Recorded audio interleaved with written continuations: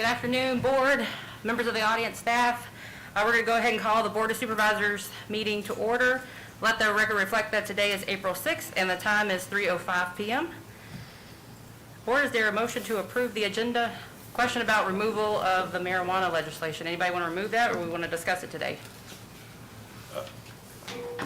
May I ask a question? Mr. Rogers, I know that you had made a statement to me about regarding Governor Northam did not sign any the bill or legislation or what have you. Yes, sir, that's correct. He has suggested some amendments to the legislation. He didn't approve it. He sent it back to the General Assembly. They will take it up tomorrow. So the question is whether you want to wait till the bill is finalized or whether you want to have your own discussion about, as I understand it, the proposed referendum to allow counties to decline to allow sales in their locality has not been proposed for removal by the governor. And Mr. Ayers contacted me and wanted to know, wanted it put on the agenda so that the board could have a discussion about whether you wanted to go forward with such a referendum. I mean, it's not, the legislation doesn't take effect till 2024, but it is not yet finalized. Well, Mr. Ayers requested to be put on the agenda, so I would leave it up to him on whether or not you want us to discuss it today. Sir. Madam Chair, obviously it's very new and kind of fluid right now as to what it will wind up being. I know in its current terms it makes it where the localities have the ability or the option to consider or present a referendum so that the public will have the ability to have their say in whether they want it as part of their community or not. So that's just my feeling. I think if that continues to be that way, then this board should strongly consider that and let the community have their voice in this, because I understand it's just a one-time option that they have, and if they, if that doesn't take place, then they follow suit with as it's written. Mr. Ayers, do you want us to continue to talk about that today, or do you want us to amend the agenda and put it on a later one when we know more information? Probably be what you're feeling. Well, I think as the county administrator had indicated, the proposed revisions have nothing to do with the language in the legislation related to the referendum that is permitted. So that particular part of the legislation will not change if it is moved forward and revised and adopted by the General Assembly. The governor will sign it. So you can talk about it now, you can talk about it later. It's, Okay. I don't think there's nothing, I have heard of nothing that indicates that language will be changed or omitted. Okay. So the question would be, I mean, I guess we can discuss it later. I mean, Yeah, why don't we just leave Leave it on the agenda? Yep.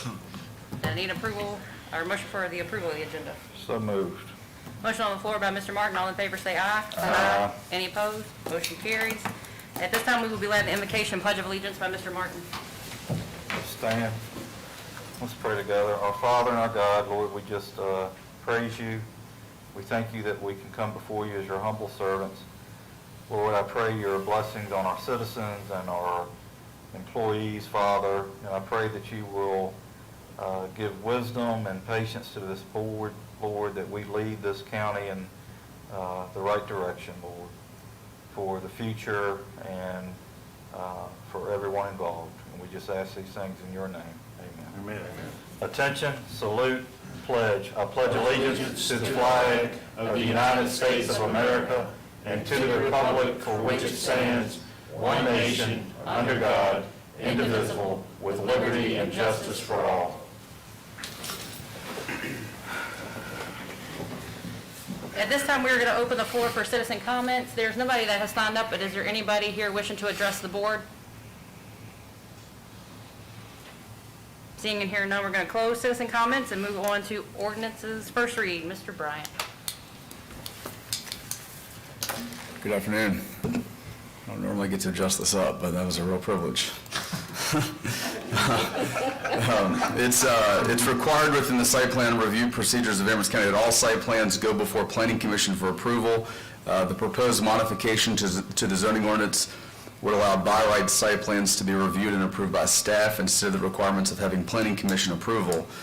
This ordinance was recommended for approval by the Planning Commission at their March public hearing. What we're asking you today to do today is to move that we advertise this ordinance for a public hearing at your next meeting.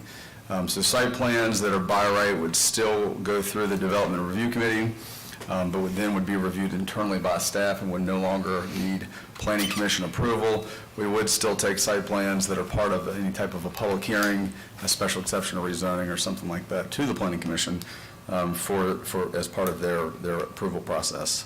Any questions for staff? Board, any questions? Thank you, Mr. Bryant. Welcome.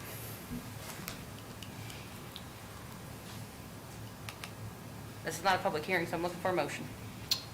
Madam Chair, I move that the Board of Supervisors authorize staff to advertise ordinance number 2021-0005 for a public hearing. Motion on the floor by Mr. Ayers. All in favor say aye. Aye. Any opposed?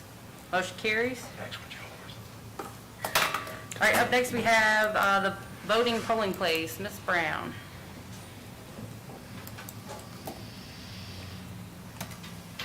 Good afternoon, Madam Chairman, Vice Chairman, Board, everyone else. When we were here getting the ordinance changed, getting the polling place changed in Pleasant View, we noticed on the ordinance that the Right Shop precinct, which is located in District 1, was listed as Grace Baptist Church, which is incorrect. We need to correct that to Scott Zion Baptist Church. So I'm requesting the board to change the ordinance, the name on the ordinance. Thank you, Ms. Brown. Does anybody have any questions? I do. For our county attorney, could that not be looked at as a scrivener's error? Do we have to go back through another public hearing? It's a little bit more than a scrivener's error, I think. Okay. It's always better just to go through the public hearing Understood. process. Okay. Madam Chair, I move that the board direct staff to schedule a public hearing on the April 20th board meeting at 7 p.m. regarding the correct name for Scott Zion Baptist Church. Motion on the floor by Mr. Martin. All in favor say aye. Aye. Any opposed? Motion carries. Thank you, Ms. Brown. Thank you. Mr. Popovich, you're up for... Yes, ma'am. You have a litter ordinance in place right now that has a maximum penalty of $250. The Code of Virginia permits up to 12 months in jail, $500 minimum, $2,500 maximum, or both. So this is a simple change to your ordinance to bring it into compliance with the Code of Virginia. Board, any questions? Madam Chair, I move that the board direct staff to schedule a public hearing at the April 20th board meeting at 7 p.m. Motion on the floor by Mr. Ayers. All in favor say aye. Aye. Any opposed? Motion carries. Thank you, Mr. Popovich. Could I just ask one question on that? Sure. When it comes back to us, could we maybe know how many tickets have been written under the old amount? Yes. I suppose that's possible. Maybe. Tickets, fine, ticket. Yeah, my point is raising the fine actually going to do something? Or is it? I do know that Virginia Myers, the chair of the Coalition for a Cleaner County, has asked for higher penalties. But we've explained to her that there's a range available to the judge, and the penalties that the judge imposes are the penalties the judge imposes. And the only way to get him to impose higher fines and penalties is to get his attention with more cases. That's fine. I'm sorry to belabor it. I just was wondering. But we'll try to dig that information up for you. If you can, that'd be great. If not, you understand what I was looking for, though, is if it's going to actually... Doesn't matter. Right. Yeah. Board, moving on to the consent agenda. Any questions? Madam Chair, I need to recuse myself from the vote of March 16th. I was absent due to being out of state for a work commitment. Thank you, Ms. Tucker. Let the record reflect that she'll be abstaining from the voting on the minutes for March 16th, correct? March 16th. And Madam Chair, I need to abstain from the February 23rd, 2021 minutes as I was absent. Let the record reflect that Mr. Martin will be abstaining from voting on the minutes for March 23rd. Madam Chair, and I too was absent on the March 16th meeting, along with Ms. Tucker. Ms. Rice, you got all those changes? I do. Okay, perfect.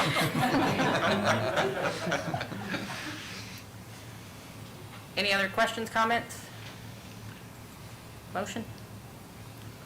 I make a motion, we approve the consent agenda with the noted changes.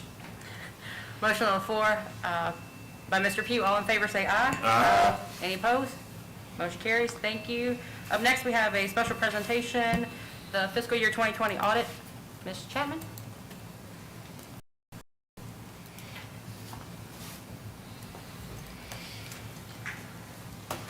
Good afternoon. I won't pick on Jeremy too bad that since I have on heels today, I don't have to lower this. So. But I'm here to do the FY 2020 audit. I know this seems a little late. This actually is late, and there's a good reason for that. 2020 was unique. I think we all knew that. We'll leave that there. We actually had the numbers done for the county's 2020 audit. Stacy had everything to us, and we filed the actual numbers with the state on time in December. We have been waiting all this time to be able to wrap up with the single audit part, the compliance audit part of the county's 2020 audit. Obviously, with all of the funding that hit in March of 2020, the county got money from the coronavirus relief funds as well. We waited until the day before Christmas, day before Christmas Eve, to get guidance from the federal government on how we needed to audit that money. They then turned around on December 26th and extended how long you had to use those funds, upsetting our guidance all over again. This created all the delays we have in getting this finalized and presented to you like we normally would. However, nothing has changed about your numbers in all that time, and everything that went to the state had complete and accurate numbers. We're just here a little late, that's all. But I will say, in spite of all of the uniqueness and challenges of 2020, you still have a clean audit. You still have an unmodified opinion. We still had, a lot of good confidence in the numbers that Stacy gave us. We only had a couple of adjustments. We detail those out in the shortest of the three documents you have. The one that's not bound is just the letter. Required communications with those charged with governance. This is really the letter to the board that's to you. We actually only had, while I throw things, 3 adjustments this year. One of those was fixing some stuff for some school debt that was paid off in the jointly owned assets. One was to correct an EDA depreciation issue, and another one was to adjust some accounts receivable. Those things were nothing that was as a result of anything major. They were adjustments that we worked with, and Stacy helped us with those. She actually gave some of that information to us for us to be able to do them. And again, the numbers are actually pretty solid. I will say from where we started several years ago, the numbers here are really, really solid, and we're really, really pleased with that process. We have no material weaknesses in our audit this year. We have a significant deficiency related to segregation of duties still. There's just some difficulties in resolving some of those under the current structure, the current staffing levels, and with the limitations of how to split functions within the current software. The software the county has, as you know, is dated, and it just doesn't have some of the abilities to split things that some of the newer software packages does. Without more staff or different software, some of those things are just not resolvable under what Stacy currently has to operate with.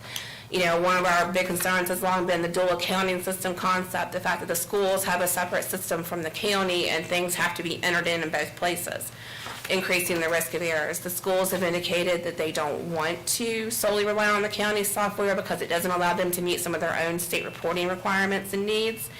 So again, that's another comment that until I think some action is taken on software down the road, those things are not going to go away, and we're going to keep having those in our letter every year. But overall, there has been a lot of progress. But we're kind of at a standstill on where some of those improvements can happen. It's just, I wanted to point out, that's why you're not seeing some of those comments clear up and we're still repeating them. It's not because staff hasn't made efforts, it's just because we're kind of reached that point where it's gotten a little more complicated to resolve some of those issues going forward. I didn't want to spend a lot of time going through numbers because obviously now we're in the last quarter of 2021 and it seems a little dated to talk about 2020 numbers. I know you guys know where you ended up for 2020. You know you weathered things fairly well, all things considered, which is good. You know, some areas that were larger, that had a lot more meals tax, a lot more lodging, a lot more large tourism dollars, weathered it a lot harder than the county did. The county did okay. The county got money to help with some of the additional costs. The schools got money to help with some of the additional costs. You know you're getting more money going forward. I know that's something you guys are currently talking about. I thought I would point out that, you know, we're keeping up with that guidance and what's coming out. Stacy doesn't have final guidance on some of that new money. We're watching for it. She's watching for it. You know, we will work with her in questions that the board may have about how funds can be used. She's reached out to me before, and we'll keep working through that. Going forward, I think, you know, the county just needs to continue to plan on how it can use those funds wisely, use those funds to get the most bang for their buck, and start looking at how you can maybe make some strides towards some of the things that will allow them to continue to resolve some of the comments in our audit. I understand cost versus benefit very well. We make those decisions ourselves in our own decisions and for our firm. You can't always have all the great bells and whistles. You have to figure out what makes the most sense. But the financial landscape is complicated, so that is an area that we'd like to see you guys continue to try to make some strides and help with that process a little bit. As auditors, we want to know that you have controls in place to keep the money safe, and a stronger system and stronger controls allow us to lessen our own risk in our audit approach, which does benefit you in the long run, as it does allow us to take away some of these comments. I don't have any major concerns to report.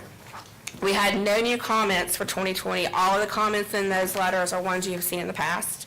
I will actually commend the county for that. That's actually fairly impressive, because despite the pandemic, despite the fact that you have staffing limitations, you have people who had to work remote, you had to limit staff in the facility, you had to limit public access to the facility. We had no new control issues arise from that, and we had no major concerns come out of our audit. That's actually fairly impressive, and not all the localities I've dealt with in the last year could say that. We had some that had some more struggles. So all in all, you weathered 2020 fairly well. I think the county has continued to make some good improvements for their audit, and I hope we can see you guys continue to make some going forward. I deliberately kept this really high level and short, but I will entertain any question you guys have, and if I don't know the answer, I can try to find it for you. So I'll open it up to questions from the board. Were any questions? Thank you. Oh, it's okay. I can hear you. You might not be I able was trying to get rid of the ringing. Thank you for that. Yeah, it was echoing bad. So, Ms. Chapman, thank you for coming, and it's great to hear these positive comments and that we're on a positive trend upward on our audit, so thank you for Yes. that. And it's always good to hear from Amherst County native, correct? I live here. you I'm live- not a native, but I do live here now. I moved here about 15 years ago from a husband, and most days that was not a mistake. Well, thank you for your work, and appreciate you being here today. Yes, thank you. Thank you. All right, moving on to old business. Do we need to move to accept? Oh, yeah, I'm sorry, we do need a motion. I move that we accept the fiscal year 2020 audit as prepared. Motion on the floor by Mr. Martin. All in favor, say aye. Aye. Any opposed? Motion carries. Thank you again, Ms. Chapman. Now moving on to old business. Yes, ma'am. We still are seeking members for the redistricting committee, one from each of your districts. We have Kenneth Campbell, already approved from District 1. And before you today is Ms. Tucker's nominee for District 2, Catherine Gamble. So we would like for the board to appoint her to the redistricting committee. Just for your information, I just got a report this morning from the Census Bureau. This time they're not putting their data out by state regional groupings. They're going to wait and do all the states' redistricting data all at the same time, and they expect that to come out on the 1st of September. So there's no way we can be redistricted before this upcoming election. But that gives them plenty of time to get their work done once they are all seated.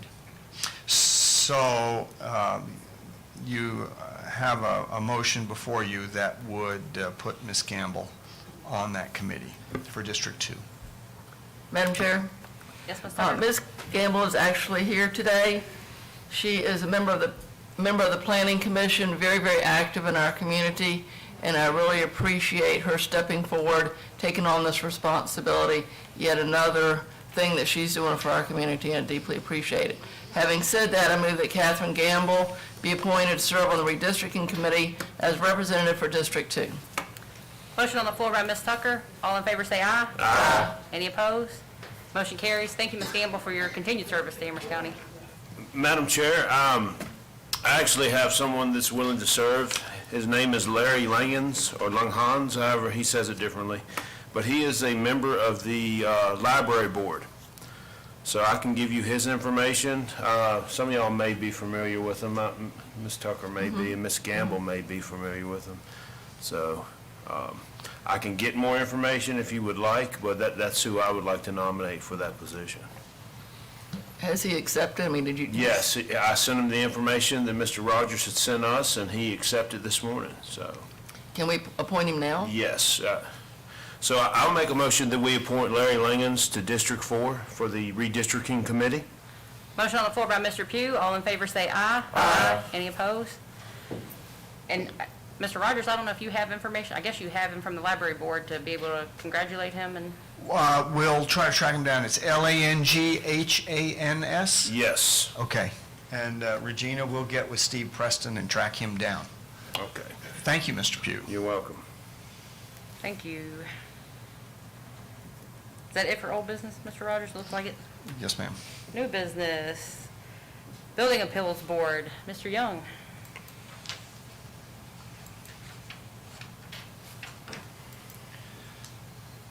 Yes, ma'am.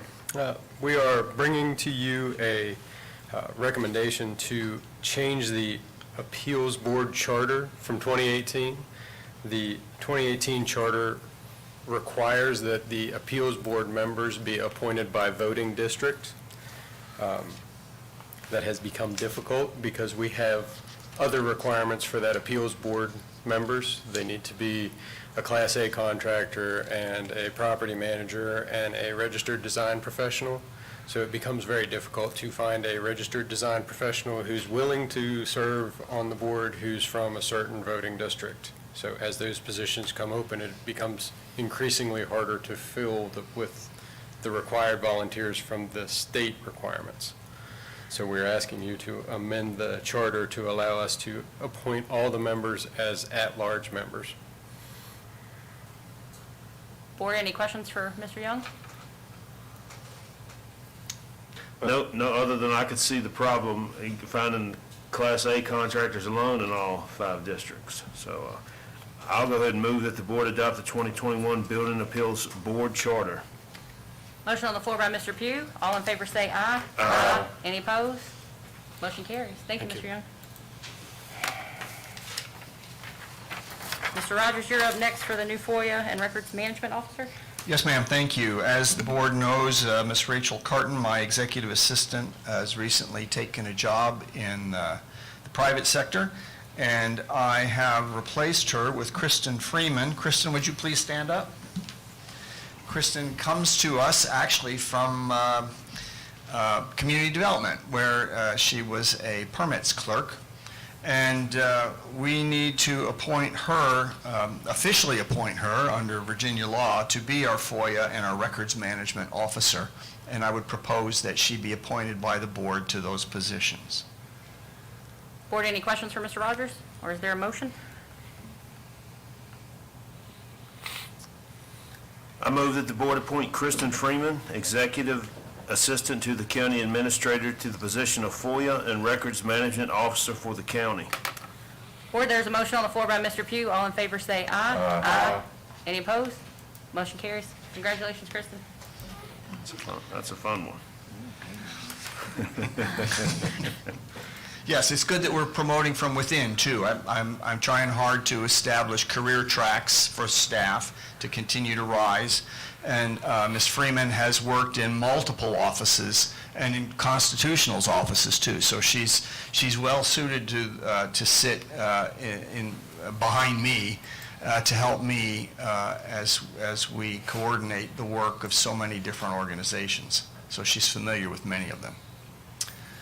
The next item, Madam Chair, is a request from the town that 2 of your members be appointed to represent this body and to the town council, who have appointed 2 of their own members to meet with the Rescue Squad Corporation representatives. They're in a process of dissolution, and they want to have everybody involved.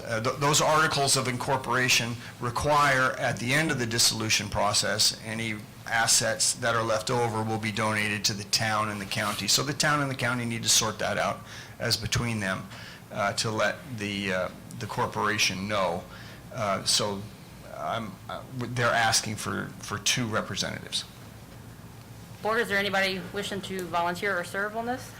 Madam Chair, since this is in my district, I would like to be appointed. All right. Anybody else? I would recommend Mr. Ayers as he serves on the Emergency Services Council. I support that recommendation. Mr. Ayers, how do you feel about that recommendation? That'd be fine, Madam Chair. Thank you all. All right, I need a motion if somebody doesn't mind. Yeah, I move that the board appoint Mr. Jimmy Ayers and Ms. Claudia Tucker to satisfy the town council's request. Motion on the floor by Mrs. Tucker. All in favor say aye. Aye. Any opposed? Motion carries. Thank you, Mrs. Tucker and Mr. Ayers. Now we're back to the marijuana discussion. So the questions before the board that do not appear to be changed by the governor's recommendation are whether the county wants to hold a referendum on whether it'll be a non-marijuana county or not for sales. Do we want to enact a sales tax and a B-poll tax on those businesses that sell marijuana? Do we need to change any of our zoning ordinances that probably don't specifically address marijuana sales? And then finally, whether you want staff to be involved in the production, the commenting on any regulations that may be produced going forward. Madam Chair, I've got a question. So do we only have to have a referendum if we opt out? Correct. So if we do nothing, then it moves forward? Then dispensaries would be permitted within Amherst County's jurisdiction. Okay, so is this only for dispensaries? It's not for personal use of marijuana? Or am I not reading that correctly? Well, personal use issue is a completely separate one. Part of what the governor has sent back to the General Assembly is dealing with criminal penalties, lowering, if not completely eliminating the criminal penalties. So there's a different track. That's kind of a law enforcement side of things. Your side of things as to whether or not you're going to allow actual dispensaries and plate establishments to actually sell the marijuana from a designated location within the locality. I have a question, because my question was, well, what about if a facility wanted to locate in the county that will produce medicinal cannabis and things of that nature, pharmaceutical grade cannabis? It's available in other states. Obviously, my father-in-law has Lewy body dementia and some other problems, and he's actively been taking it for about the past 4 or 5 years. He's still alive and here, and I think it does help him. This is strictly relating to dispensaries, correct? So, or what about if a farmer or somebody wanted to actually establish a grow facility in the county? Well, there is already a pilot program that's been set up in the Commonwealth to allow for the production and harvesting of such marijuana. Well, I know they already allow hemp harvest, Right. but hemp doesn't Hemp's a have the little bit different. THC. Right. This legislation is is rather specific relating to criminal penalties and what that may be, what that may look like going forward for individuals.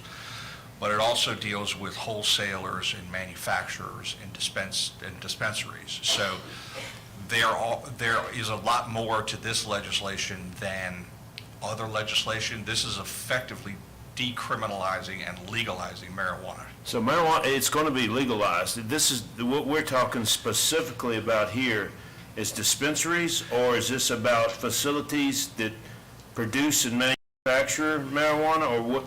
I want to... Well, can I make a stab at simplifying it? Sure. It'll be legal for use. And what we're talking about are the businesses that sell it. Dispensaries, wholesalers, manufacturers, and farms. So the business side of it is what the referendum would address. Will we allow dispensaries, wholesalers, manufacturers, cultivation facilities in the county? Right, that just doesn't, but that does not change the fact that it can still be Personally used in the county. and grown for personal use. Right. I have another question. So on the ballot, would the ballot say, do you want Amherst County to be a non-marijuana county, yes or no? Or is there a vote in the affirmative? So do Effectively. activists on both sides get to be engaged in this? Well, I mean, certainly that there will be campaigning out there from both sides, but effectively, the referendum would be, do you, as a citizen of Amherst County, wish to allow manufacturing and dispensing of marijuana in Amherst County? And it's a yes or no? Yes or no? Yeah, okay, that was my question, okay. The issue I have with it is, and I think we've been talking about this, is if I left here and went across the county line to County X and purchased it and brought it back into Amherst County, it's still perfectly legal. Yes. But we didn't get any of the tax revenues off of it. You're exactly correct, sir, and that's the And key. I think, and I'm not decided one way or the other yet, I think the referendum, people are going to get confused, and the vote will be more on whether or not marijuana should have been legalized or not, and it's already been legalized, right? All we're talking about is whether or not we should sell it in the county. Well, the governor's proposal would legalize it this July, and the referendum wouldn't apply till 2024. Right. So there would be several years of marijuana use before the referendum even came up. And then by then, well, that would be my thing is, yes, you would lose out on it's here. It's going forward. I don't see the political landscape in the state changing, so it's going to happen. It's already going, and so you're going to lose that tax revenue or what have you. You won't have those establishments in the county, and that may be a good thing, you know. Yeah, I think that part of the referendum process would be the campaigning on both sides to draw that specific point out, that it's already legal. All we're asking you is, do you want to try and gain some benefit by being able to impose some reasonable regulations on where a dispensary can be located, impose certain taxes that you will actually, the county can then benefit from this sale rather than losing it to an adjoining county.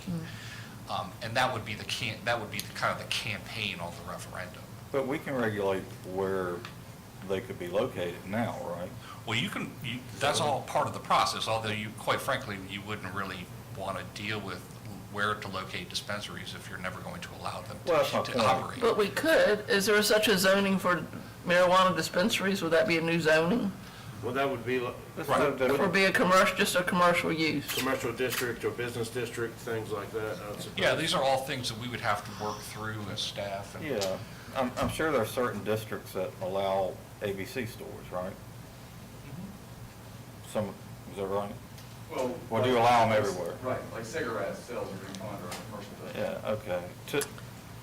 I would just hate to see Amherst County farmers not be able to produce a crop that a neighboring county could produce. That would give me some, I agree with you too.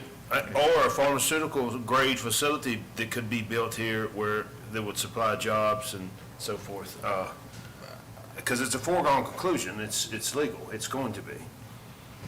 Yeah, to me, and this is a broader question, Mr. Popovich, and I'm not sure if you can answer it right now. When it's legalized, which it is, do employers have the right to still state that its employees cannot use it? It's a very good question, and I don't know the answer to that just yet, because again, by legalizing it on one side, there's still other federal law and issues that are required in all contracts and those kinds of things that say you as a subcontractor can't have somebody using marijuana, right? So you've got competing legal issues going on. And so the question really is going to come down to, there's going to have to be some kind of give somewhere along the way. And I'm not sure what the answer to that's going to be right now. This is one of those evolving issues that we will have to grapple with probably for a few years to come. I can say that just as with alcohol, regardless of the source of your intoxication, no one can show up intoxicated for work or otherwise impaired for work, or they'll be sent home. You know, the issue with testing for THC just indicates that someone has used marijuana in the past, and if it's legal to use marijuana, then there's certainly no point to that testing. But if someone shows up inebriated or otherwise impaired, we send them down for testing, and I guess now we can test in addition to alcohol. We can. I'm not sure what you can test for, because if you've used marijuana anytime in the last month, it'll show up in your urine, and that's no proof that that's what's impairing you on this particular day. So I don't know how we're going to do that other than, you know, field tests maybe. But and because there is no chemical standard either for intoxication from THC as there is from alcohol. But if someone's impaired, we're sending them home. That's easy. Madam Chair, Mr. Ayers? Mr. Popovich. Yes, sir. You say if the governor were to legalize come July the 1st, and it is legal to possess and use and grow, from July of 2021 until 24, during that period of time, as it's currently written, that the localities have the ability to have a referendum. During that period of time, can dispensaries be set up? Can, if there's been no language or any governance by the localities, can they just set up during that time? And then, you know, if you have a referendum after that point, then you're shutting people down. So how does that work if it's legalized July the 1st? What good is a referendum at that point? Well, again, this is all part of the quote-unquote give and take of democracy and getting legislation through. And it will inevitably take some time for dispensaries to start popping up, right? Mm-hmm. They're not. It won't happen overnight. It'll take some time. Very little time. Very depending on your Very particular little time. location. I can guarantee you very little time. And so, you know, the idea, I think, was to try and give that period of time for the referendums to occur and for localities to put into place the requirements that they want in place for purposes of zoning, taxation, all those other kind of things. That was kind of I think that was the notion behind postponing it until 2024.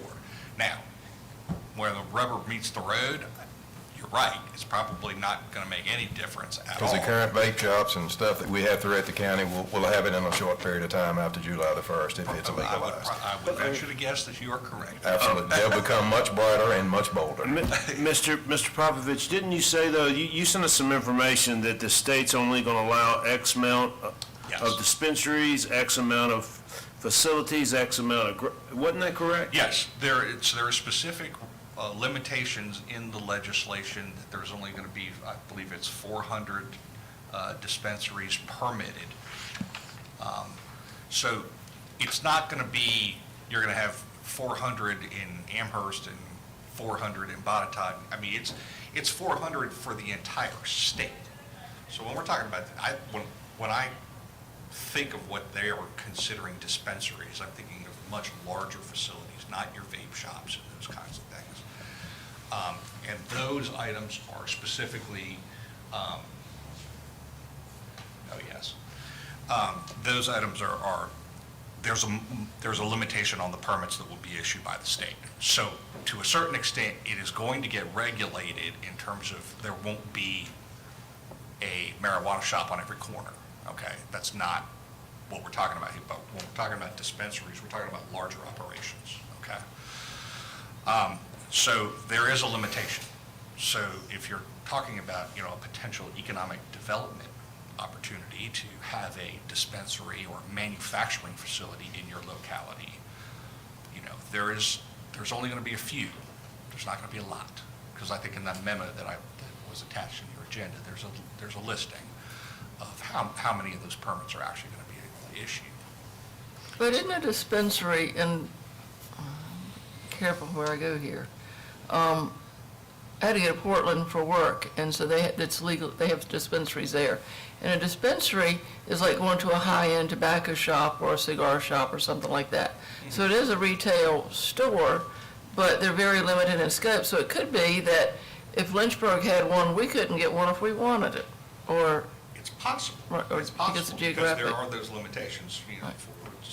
was able to pull it up, 400 dispensaries, 25 wholesalers, 60 manufacturers, and 450 cultivation farms, facilities.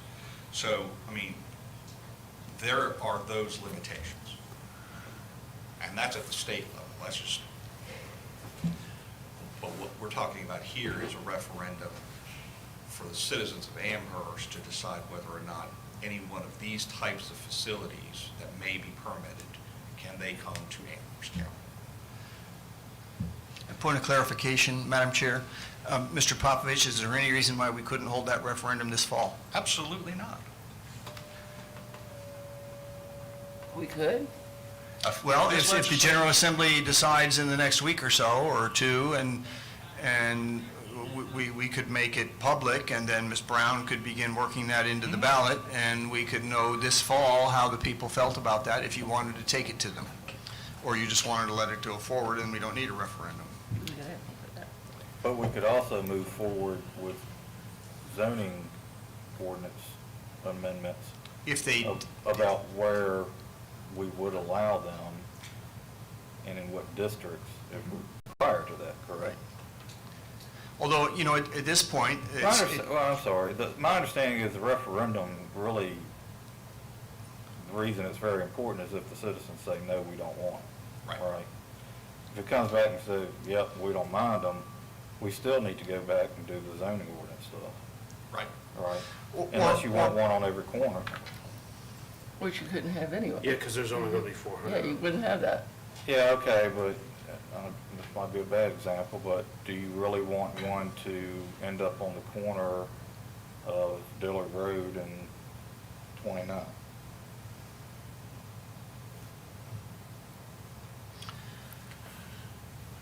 well, as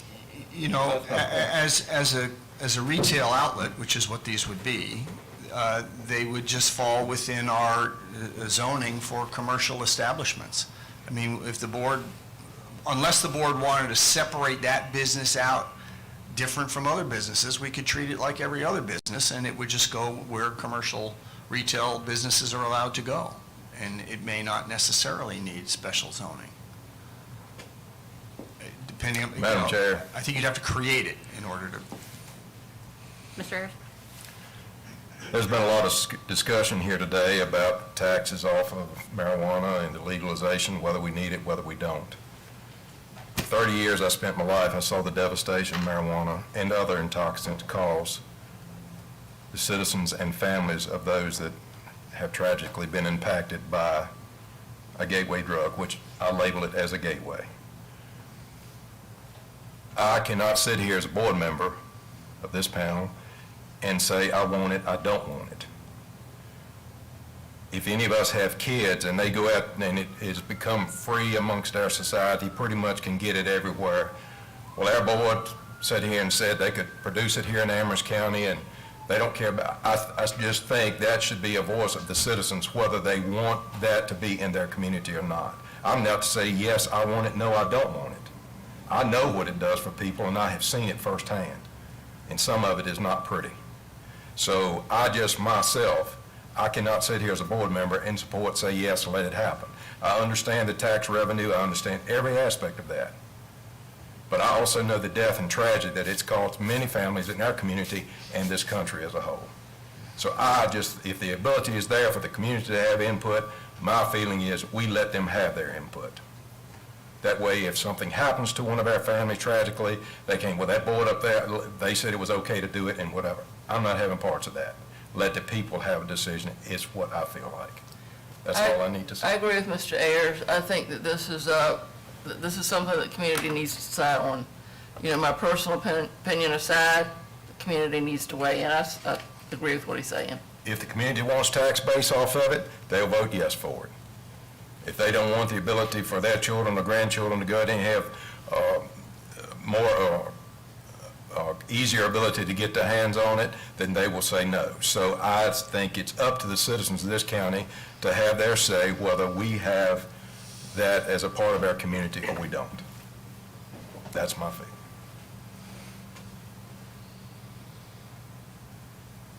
Okay, so if we want to put it on a referendum this November, I mean, is that what you're asking for? I say the sooner the better. That way, people know what's coming, they can say yes, they can say no, and then whatever we need to do as a board as far as ordinances and whatever, we know what the feeling of the community is.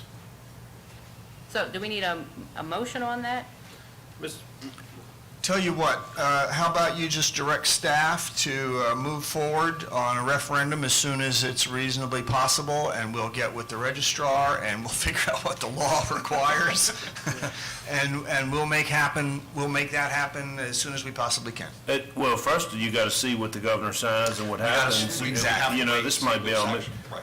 you know, I understand. I mean, I guess the people decide that is certainly better than me or you or someone else on the I don't board. want that on my shoulders. You know, but the fact of the matter is, it's going to be available and it's here, and so. I mean, I agree. If you want to move forward as a matter of principle, I'm behind you 100%. So, Madam Chair, I move that we direct staff to work with the registrar, monitor the legislation, and, put it on the November ballot for a referendum on whether or not it should be permitted for sale in the county. Is that good enough? That's all we need. Thank you, sir. For sale, manufacture, or growing facilities, that would be the three, right? Well, would be to authorize the establishment of dispensaries, manufacturing facilities as permitted by recently adopted legislation. Okay. I think you've got the gist, right? Mm-hmm. Okay. Motion on the floor by Mr. Martin. All in favor, say aye. Aye. Any opposed? Motion carries. Thank you, staff, for your work on that. County Administrator's report. Yes, ma'am. We still have an opening on the Board of Zoning Appeals. George Banton tendered his resignation, and that was effective at the beginning of February. We have advertised twice and not received any letters of interest. I just need to know how the board wants to go forward. If you have a name of someone you can recommend that we approach, or you have someone specifically, maybe you want us to lay low and hold off on advertising for a while. It's not cheap. Let it set for a while and advertise again. I just need a sense of direction. We don't have anyone. There's no cases pending right now at the moment, and the board only convenes when there is an appeal to it with regard to zoning. Right? How many have we had in the last year? Zero in the last year. I think you should hold off on, This phone keeps ringing. it's no sense to keep advertising and just throwing the money away when you aren't getting anybody there. So I would say to halt advertising for the time being and then 6 months, start advertising again. Is it a five-member board? It's 3, I believe. It is 5, okay. Are they all at large? Is it required, is 5 required, or can we have less, or? We could, the charter says 5.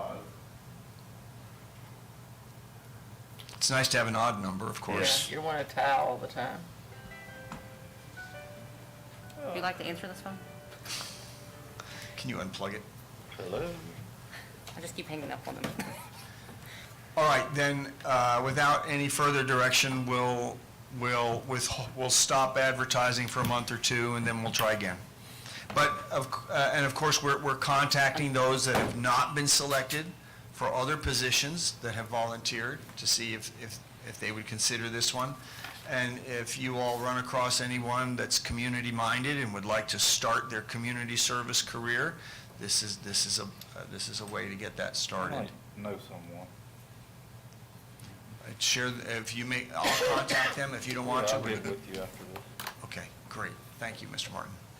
Do you need that in a form of a motion, or are you good? No, I'm good. I just wanted to let you all know, with that, that's my plan going forward. They're appointed by the court. Good point. They're appointed by the circuit court, right? Yes, sir, they are. We only make a recommendation to the circuit court. The next item, Madam Chair, is just the project status report. There are a few changes. There is some progress. But I don't have anything specific to state other than what's in there, unless anybody has any particular questions about their favorite projects. Board, any questions for Mr. Rogers? We're on the project status report. Sounds like we're good, Mr. Rogers. That's it from you? That's it from me, ma'am. Mr. County Attorney, Nothing from me, ma'am. thank you. At this time, we're going to open the floor back up for citizen comments. Is there anybody here wishing to address the board? All right. Seeing it here now, we're going to close that. We're up for matters from the members of the board. Mrs. Tucker. I just want to comment that I've seen a lot of individuals out picking up trash along 29 and other places, and we certainly do appreciate it. Mr. Ayers. No, ma'am. Mr. Martin. No, ma'am. Mr. Pugh. No, ma'am. Well, I have two things. One, when Mrs. Chapman was talking, we were talking about the financial software. Is there an update on that, where we are with the financial software? Yeah.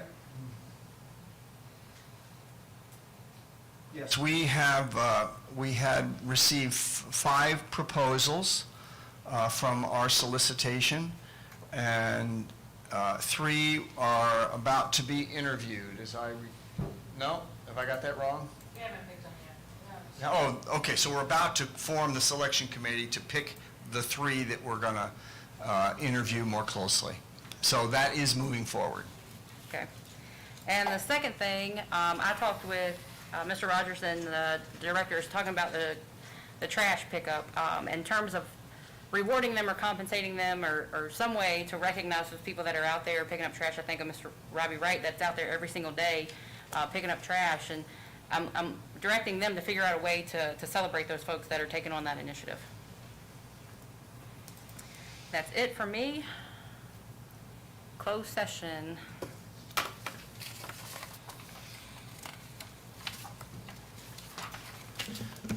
Madam Chair, you will need a motion to move to closed session pursuant to Section 2.23711A, subsection A4 of the Code of Virginia, for the purpose of protection of the privacy of individuals and personal matters not related to public business relating to the windup of community organization.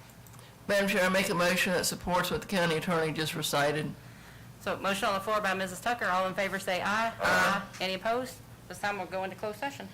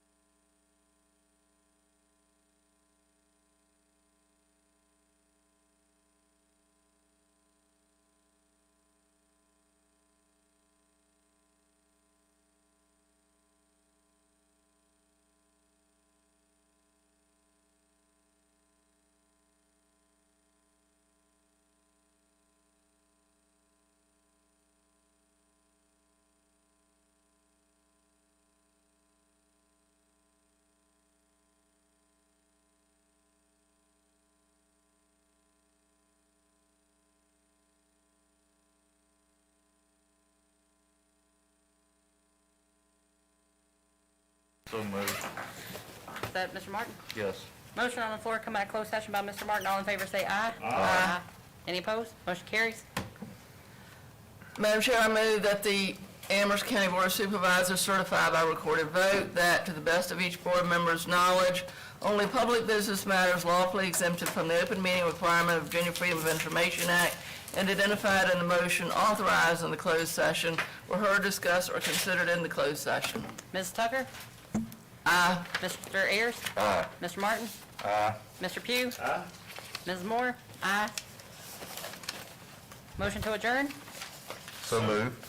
Motion on the floor by Mr. Ayers. All in favor, say aye. Aye. Any opposed? Motion carries. Y'all have a good one.